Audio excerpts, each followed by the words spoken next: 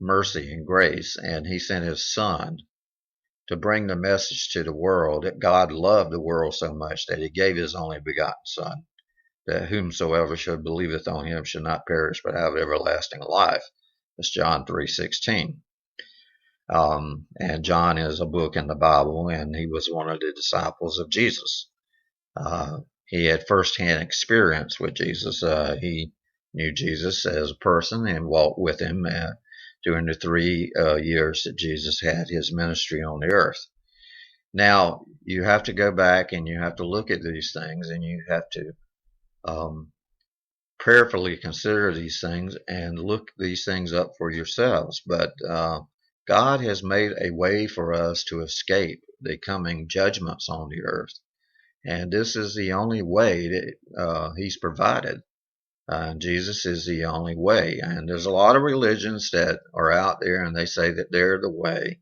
And there's a lot of people that say all religions lead to God.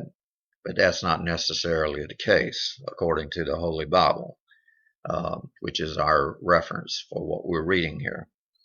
And according to Jesus, according to God, his only begotten son was his most precious gift that he could offer this world. And this world rejected him and crucified him and put him to death, and freed a murderer instead. They chose one of their own to be released from that horrible, horrible method of death that the Romans had devised.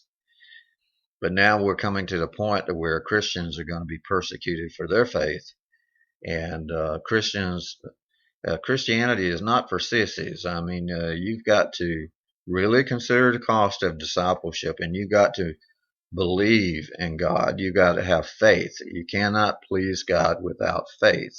And faith cometh by hearing, and hearing by preaching of the word. And now the pulpits of America are silent in a lot of cases because they have been gagged by the government through 901 3C clauses that prevents them from taking political stands. And God never once said that Christians could not have a part in their government. In fact, that is totally opposite of what God wanted for this country. This country was founded on Christian principles, and we have deviated from that. We have moved away from it, and as a result, we're starting to feel the wrath of God upon us because of that. There's probably a lot of scientific explanations for what's going on, but when you get right down to it, you have to go back to the manufacturer of the earth, the one that owns it all, the one that made it out of nothing.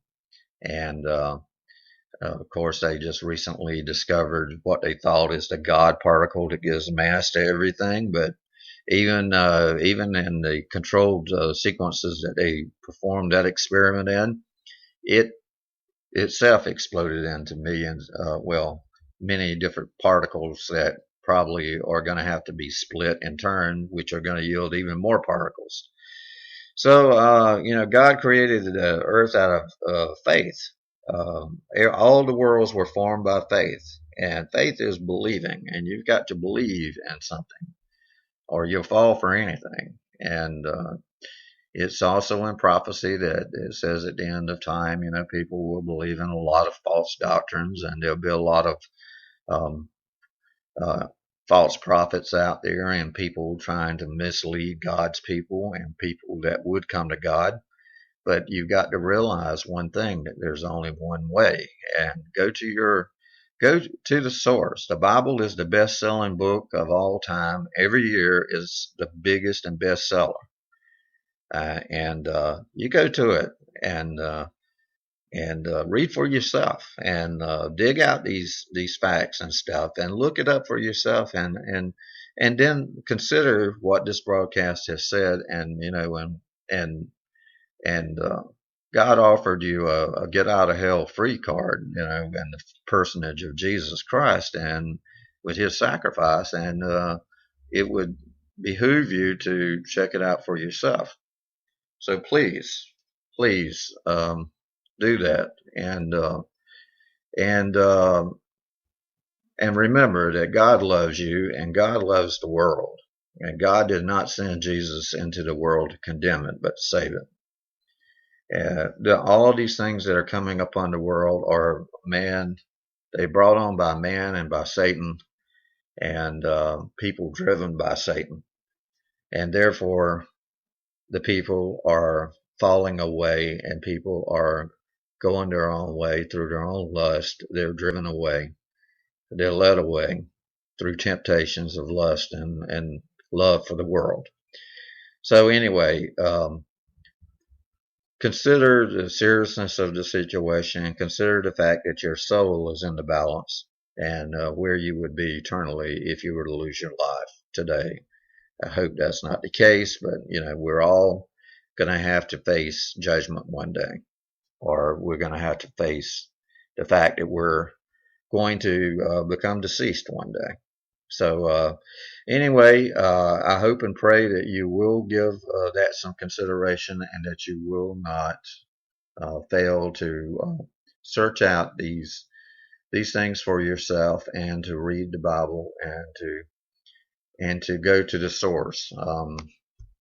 And anyway, that's our program for today. I hope it's been enlightening to you, and I hope that all is well with you. I hope you have a nice 4th of July, and be back with you hopefully on Friday. Take care and God bless.